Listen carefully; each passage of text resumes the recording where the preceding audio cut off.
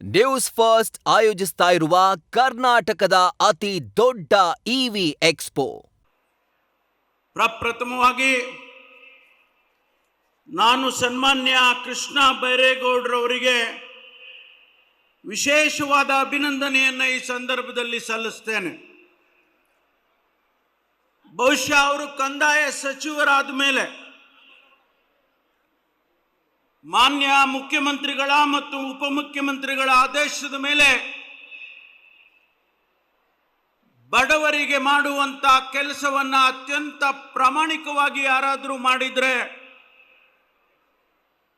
ಅತಿ ದೊಡ್ಡ ಬದಲಾವಣೆಯನ್ನು ಯಾರಾದರೂ ತಂದಿದ್ರೆ ಅದು ಗೆಳೆಯ ಕೃಷ್ಣ ಬೈರೇಗೌಡ ಅವರು.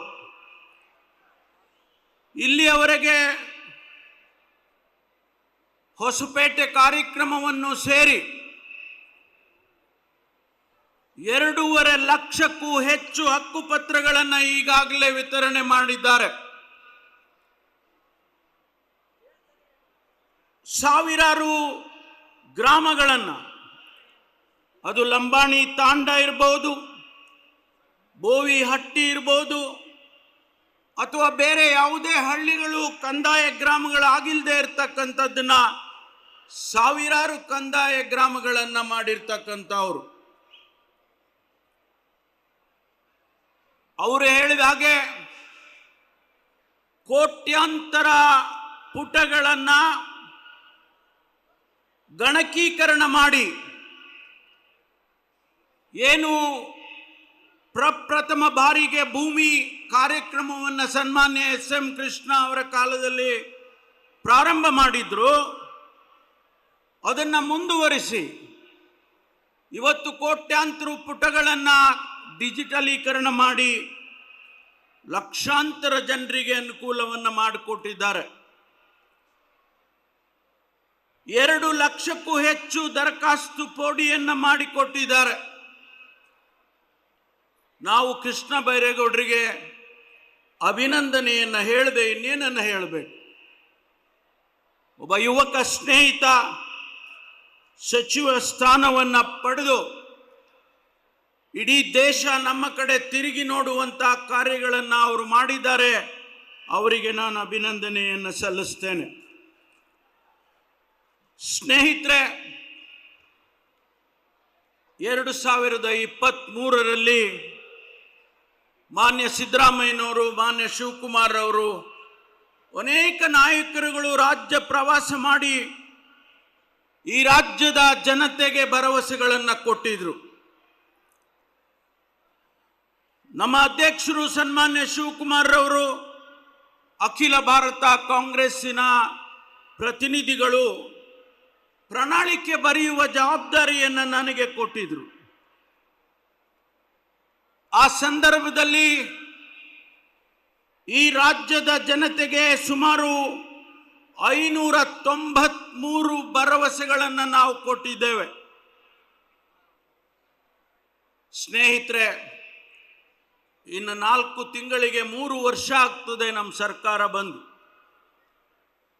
ಈಗಾಗಲೇ 250ಕ್ಕೂ ಹೆಚ್ಚು ಭರವಸೆಗಳನ್ನು ನಾವು ಈಡೇರಿಸಿದ್ದೇವೆ. ಮಾನ್ಯ ಸಿದ್ದರಾಮಯ್ಯನವರು ಒಬ್ಬ ಹಣಕಾಸಿನ ಸಚಿವರಾಗಿ ಪ್ರತಿಯೊಂದು ಸಾರಿ ಆಯವ್ಯಯವನ್ನು ಮಂಡನೆ ಮಾಡುವಂತಹ ಸಂದರ್ಭದಲ್ಲಿ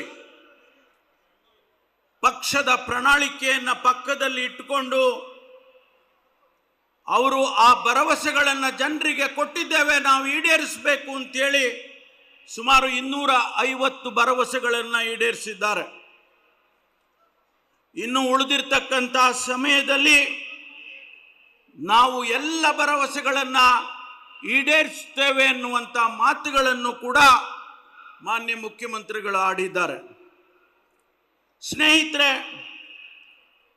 ಬಹುಶಃ ನಮ್ಮ ವಿರೋಧ ಪಕ್ಷದವರಿಗೆ, ಭಾರತೀಯ ಜನತಾ ಪಾರ್ಟಿಯ ಮುಖಂಡರುಗಳಿಗೆ ಈ ವೇದಿಕೆಯ ಮೂಲಕ ಹೇಳುವಂತ ಮಾತು, ಜನತಾ ದಳದ ಮುಖಂಡರುಗಳಿಗೆ ಹೇಳುವಂತ ಮಾತು, ಪ್ರಪ್ರಥಮವಾಗಿ ನಾನು ಸನ್ಮಾನ್ಯ ಕೃಷ್ಣ ಬೈರೇಗೌಡರವರಿಗೆ ವಿಶೇಷವಾದ ಅಭಿನಂದನೆಯನ್ನು ಈ ಸಂದರ್ಭದಲ್ಲಿ ಸಲ್ಲಿಸ್ತೇನೆ. ಬಹುಶಃ ಅವರು ಕಂದಾಯ ಸಚಿವರಾದ ಮೇಲೆ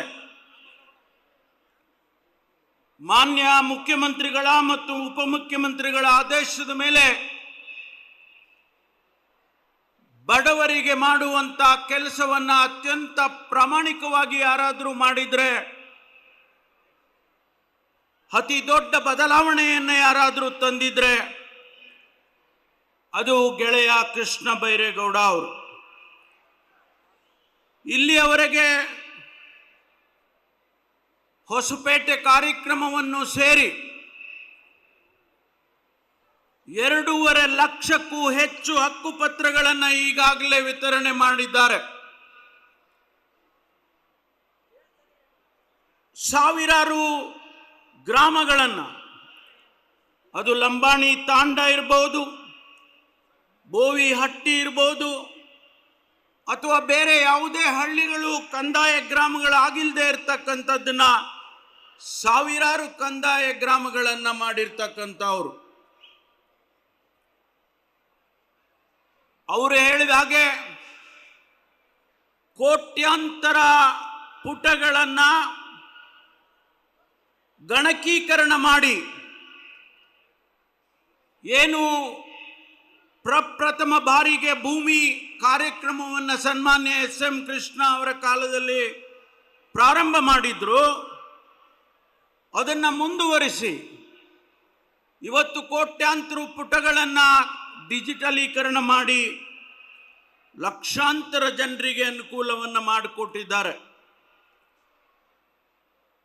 2 ಲಕ್ಷಕ್ಕೂ ಹೆಚ್ಚು ದರಖಾಸ್ತು ಪೋಡಿಯನ್ನು ಮಾಡಿಕೊಟ್ಟಿದ್ದಾರೆ. ನಾವು ಕೃಷ್ಣ ಬೈರೇಗೌಡರಿಗೆ ಅಭಿನಂದನೆಯನ್ನು ಹೇಳದೆ ಇನ್ನೇನನ್ನು ಹೇಳಬೇಕು. ಒಬ್ಬ ಯುವಕ ಸ್ನೇಹಿತ ಸಚಿವ ಸ್ಥಾನವನ್ನು ಪಡೆದು ಇಡೀ ದೇಶ ನಮ್ಮ ಕಡೆ ತಿರುಗಿ ನೋಡುವಂಥ ಕಾರ್ಯಗಳನ್ನು ಅವರು ಮಾಡಿದ್ದಾರೆ. ಅವರಿಗೆ ನಾನು ಅಭಿನಂದನೆಯನ್ನು ಸಲ್ಲಿಸ್ತೇನೆ. ಸ್ನೇಹಿತರೆ, 2023ರಲ್ಲಿ ಮಾನ್ಯ ಸಿದ್ದರಾಮಯ್ಯನವರು, ಮಾನ್ಯ ಶಿವಕುಮಾರ್ ಅವರು, ಅನೇಕ ನಾಯಕರುಗಳು ರಾಜ್ಯ ಪ್ರವಾಸ ಮಾಡಿ ಈ ರಾಜ್ಯದ ಜನತೆಗೆ ಭರವಸೆಗಳನ್ನು ಕೊಟ್ಟಿದ್ರು. ನಮ್ಮ ಅಧ್ಯಕ್ಷರು ಸನ್ಮಾನ್ಯ ಶಿವಕುಮಾರ್ ಅವರು ಅಖಿಲ ಭಾರತ ಕಾಂಗ್ರೆಸ್ಸಿನ ಪ್ರತಿನಿಧಿಗಳು ಪ್ರಣಾಳಿಕೆ ಬರೆಯುವ ಜವಾಬ್ದಾರಿಯನ್ನು ನನಗೆ ಕೊಟ್ಟಿದ್ರು. ಆ ಸಂದರ್ಭದಲ್ಲಿ ಈ ರಾಜ್ಯದ ಜನತೆಗೆ ಸುಮಾರು 593 ಭರವಸೆಗಳನ್ನು ನಾವು ಕೊಟ್ಟಿದ್ದೇವೆ. ಸ್ನೇಹಿತರೆ, ಇನ್ನು 4 ತಿಂಗಳಿಗೆ 3 ವರ್ಷ ಆಗ್ತದೆ ನಮ್ಮ ಸರ್ಕಾರ ಬಂದು. ಈಗಾಗಲೇ 250ಕ್ಕೂ ಹೆಚ್ಚು ಭರವಸೆಗಳನ್ನು ನಾವು ಈಡೇರಿಸಿದ್ದೇವೆ. ಮಾನ್ಯ ಸಿದ್ದರಾಮಯ್ಯನವರು ಒಬ್ಬ ಹಣಕಾಸಿನ ಸಚಿವರಾಗಿ ಪ್ರತಿಯೊಂದು ಸಾರಿ ಆಯವ್ಯಯವನ್ನು ಮಂಡನೆ ಮಾಡುವಂತಹ ಸಂದರ್ಭದಲ್ಲಿ ಪಕ್ಷದ ಪ್ರಣಾಳಿಕೆಯನ್ನು ಪಕ್ಕದಲ್ಲಿ ಇಟ್ಟುಕೊಂಡು ಅವರು ಆ ಭರವಸೆಗಳನ್ನು ಜನರಿಗೆ ಕೊಟ್ಟಿದ್ದೇವೆ, ನಾವು ಈಡೇರಿಸಬೇಕು ಅಂತೇಳಿ ಸುಮಾರು 250 ಭರವಸೆಗಳನ್ನು ಈಡೇರಿಸಿದ್ದಾರೆ. ಇನ್ನು ಉಳಿದಿರ್ತಕ್ಕಂಥ ಸಮಯದಲ್ಲಿ ನಾವು ಎಲ್ಲ ಭರವಸೆಗಳನ್ನು ಈಡೇರಿಸ್ತೇವೆ ಎನ್ನುವಂಥ ಮಾತುಗಳನ್ನು ಕೂಡ ಮಾನ್ಯ ಮುಖ್ಯಮಂತ್ರಿಗಳು ಆಡಿದ್ದಾರೆ. ಸ್ನೇಹಿತರೆ, ಬಹುಶಃ ನಮ್ಮ ವಿರೋಧ ಪಕ್ಷದವರಿಗೆ, ಭಾರತೀಯ ಜನತಾ ಪಾರ್ಟಿಯ ಮುಖಂಡರುಗಳಿಗೆ ಈ ವೇದಿಕೆಯ ಮೂಲಕ ಹೇಳುವಂತ ಮಾತು, ಜನತಾ ದಳದ ಮುಖಂಡರುಗಳಿಗೆ ಹೇಳುವಂತ ಮಾತು, ನೀವು ನಮಗೆ ಸಹಕಾರ ಕೊಟ್ಟಿಲ್ಲ, ಕೇಂದ್ರದಿಂದ ನಮಗೆ ಕೊಡಬೇಕಾದಂತ ಹಣವನ್ನು ಕೊಡ್ತಾ ಇಲ್ಲ. 4.5 ಲಕ್ಷ ಕೋಟಿ ರೂಪಾಯಿ GSTಯನ್ನ ನಾವು ನಿಮಗೆ ಕೊಟ್ಟಿದ್ದೇವೆ. ಆದರೆ ನಮಗೆ ನೀವು ಕೊಟ್ಟಿರ್ತಕ್ಕಂಥದ್ದು ಕೇವಲ 50,000 ಕೋಟಿ ರೂಪಾಯಿ. ನಿಮ್ಮ ಬಜೆಟ್ನಲ್ಲಿ, ಕೇಂದ್ರದ ಬಜೆಟ್ನಲ್ಲಿ 5,300 ಕೋಟಿ ರೂಪಾಯಿ ಭದ್ರಾ ಮೇಲ್ದಂಡೆಗೆ ಕೊಡ್ತೇವೆ ಅಂತ ಹೇಳಿ, ನೀರಾವರಿಗೆ ಕೊಡ್ತೇವೆ ಅಂತೇಳಿ ಬಜೆಟ್ನಲ್ಲಿ ಆಯವ್ಯಯದಲ್ಲಿ ಘೋಷಣೆ ಮಾಡಿದ್ರಿ. ಇನ್ನೂ ಕೊಡಲಿಲ್ಲ ನೀವು. ಅದರ ಮಾತು ಕೂಡ ನೀವೆಲ್ಲೂ ಆಡಲಿಲ್ಲ. ಮಹದಾಯಿ ಯೋಜನೆ ಗೋವಾದ ಮುಖ್ಯಮಂತ್ರಿಗಳ ಅನುಮತಿ ಕೊಡ್ತೀವಿ ಅಂತ ಹೇಳ್ತಾರೆ, ಆದರೆ ನೀವು ಕೊಡೋದಕ್ಕೆ ತಯಾರಿಲ್ಲ. ಮಾನ್ಯ ಶಿವಕುಮಾರ್ ಅವರ ನೇತೃತ್ವದಲ್ಲಿ ಮೇಕೆದಾಟು ಯೋಜನೆ, ಬೆಂಗಳೂರಿಗೆ ಕುಡಿಯುವ ನೀರಿಗೆ ಯೋಜನೆಯನ್ನ ಮಾಡಿದೋ, ಇಲ್ಲಿಯವರೆಗೂ ಅದಕ್ಕೆ ಅನುಮತಿಯನ್ನು ಕೊಡೋದಕ್ಕೆ ಸಾಧ್ಯ ಆಗಿಲ್ಲ ನಿಮಗೆ. ಇನ್ನು ಅನೇಕ ನಾನು ಪಟ್ಟಿಯನ್ನು ಓದಬಹುದು. ಆದರೆ ಇಷ್ಟೆಲ್ಲದರ ಮಧ್ಯೆ ಕರ್ನಾಟಕ ಸರ್ಕಾರ, ಮಾನ್ಯ ಮುಖ್ಯಮಂತ್ರಿ ಸಿದ್ದರಾಮಯ್ಯನವರ ನೇತೃತ್ವದ ಸರ್ಕಾರ ಈ ದೇಶದಲ್ಲಿ GSDPಯಲ್ಲಿ ಮೊದಲನೇ ಸ್ಥಾನದಲ್ಲಿದ್ದೇವೆ.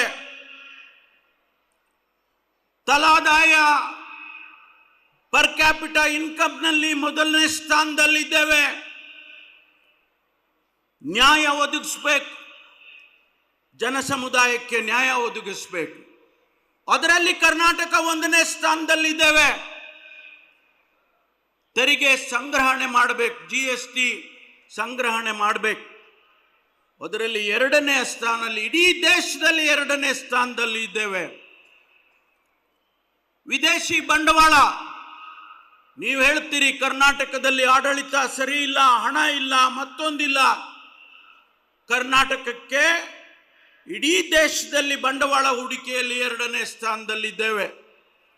ಇಲ್ಲೇ ಕುಳಿತಿದ್ದಾರೆ ನಮ್ಮ HK ಪಾಟೀಲ್, MB ಪಾಟೀಲ್ರು, ಕೈಗಾರಿಕೆ ಸಚಿವರು.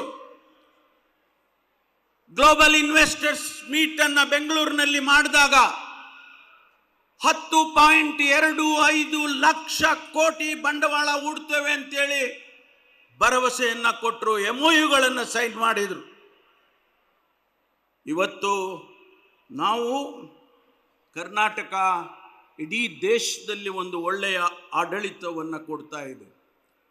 ಜನ ಸಮುದಾಯಕ್ಕೆ ಕೊಟ್ಟಂತ ಮಾತುಗಳನ್ನು, ಭರವಸೆ ಮಾತುಗಳನ್ನು ನಾವು ಈಡೇರಿಸ್ತಾ ಇದ್ದೇವೆ ಅನ್ನೋದಕ್ಕೆ ಇದು ಒಂದು ನಿದರ್ಶನ ಅನ್ನೋದು ಈ ಸಂದರ್ಭದಲ್ಲಿ ಹೇಳೋದಕ್ಕೆ ಬಯಸ್ತೇನೆ. ಸ್ನೇಹಿತರೆ, 5 ಗ್ಯಾರಂಟಿಗಳನ್ನು ಕೊಟ್ಟು, 5 ಗ್ಯಾರಂಟಿಗಳಲ್ಲಿ ಗೊತ್ತಾಗಬೇಕು ನಿಮಗೆ, ಜನ ಸಮುದಾಯಕ್ಕೆ ಗೊತ್ತಾಗಬೇಕು. ಗೃಹ ಜ್ಯೋತಿ ಕಾರ್ಯಕ್ರಮಕ್ಕೆ 28,000 ಕೋಟಿ ರೂಪಾಯಿ ಖರ್ಚು ಮಾಡಿದ್ದೇವೆ. ಗೃಹಲಕ್ಷ್ಮಿ ಯಾವ ಪಕ್ಷ ನೋಡಲಿಲ್ಲ, ಯಾವ ಜಾತಿ ಧರ್ಮ ನೋಡಲಿಲ್ಲ.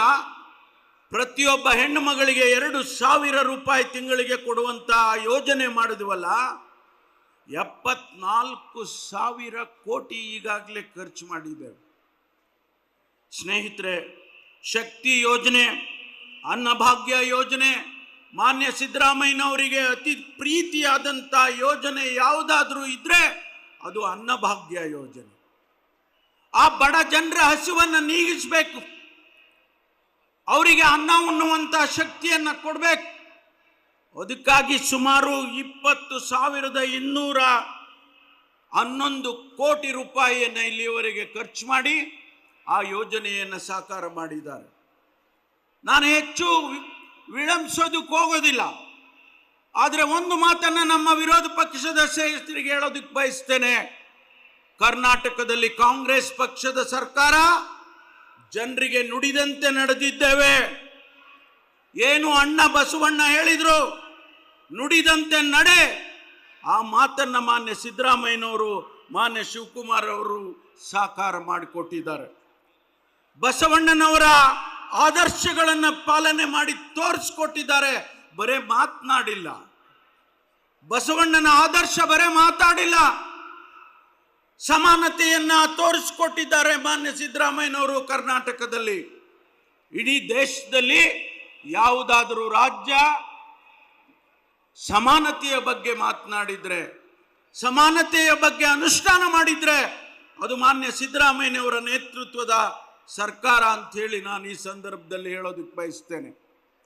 ಕೊನೆಯದಾಗಿ ಇವತ್ತು ಮಾನ್ಯ ಜಿಲ್ಲೆಯ ಶಾಸಕರುಗಳು ಅವರೆಲ್ಲರೂ ಕೂಡ ಇವತ್ತು ಶ್ರಮ ಬಿದ್ದು, ಮಾನ್ಯ ಸಲೀಂ ಅಹಮದ್ ಇರ್ಬೋದು, ಮಾನ್ಯ ಅಜೀಂ ಪೀರ್ ಖಾದ್ರಿ ಅವರು ಇರ್ಬೋದು, ಶ್ರೀನಿವಾಸ್ ಮಾನೆ ಅವರು ಇರ್ಬೋದು, ಕೋಳಿವಾಡ್ರು ಇರ್ಬೋದು, ಎಲ್ಲರೂ ಕೂಡ ಈ ಸಂದರ್ಭದಲ್ಲಿ ಮಾನ್ಯ ಶಿವಣ್ಣನವರನ್ನು ಕೂಡ ನಾನು ಜ್ಞಾಪಿಸ್ಕೊಳ್ತೇನೆ. ಬಸವರಾಜ್ ಶಿವಣ್ಣನನ್ನು, ಅವರಿಗೆ ಆರೋಗ್ಯದ ತೊಂದರೆ ಆಗಿದೆ ಅಂತ ಕೇಳಿದೆ. ಅವರಿಗೆ ಬೇಗ ಭಗವಂತ ಗುಣ ಆಗಲಿ ಅಂತ ಹೇಳಿ ಭಗವಂತನಲ್ಲಿ ಪ್ರಾರ್ಥನೆಯನ್ನು ಸಲ್ಲಿಸ್ತೇನೆ. ಮತ್ತೊಂದು ಬಾರಿ ಈ ಕಂದಾಯ ಇಲಾಖೆಯ ಎಲ್ಲ ಅಧಿಕಾರಿಗಳಿಗೆ, ವಿಶೇಷವಾಗಿ ಈ ಜಿಲ್ಲೆಯ ಎಲ್ಲ ಕಾರ್ಯಕರ್ತರಿಗೆ ಅಭಿನಂದನೆಯನ್ನು ಹೇಳಿ ನನ್ನ ಮಾತು ಮುಗಿಸ್ತೇನೆ. ಜೈ ಹಿಂದ್, ಜೈ ಕರ್ನಾಟಕ. ನ್ಯೂಸ್ ಫಸ್ಟ್ ನಿರ್ಭೀತಿಯಿಂದ ನಿಮ್ಮ ಪರವಾಗಿ.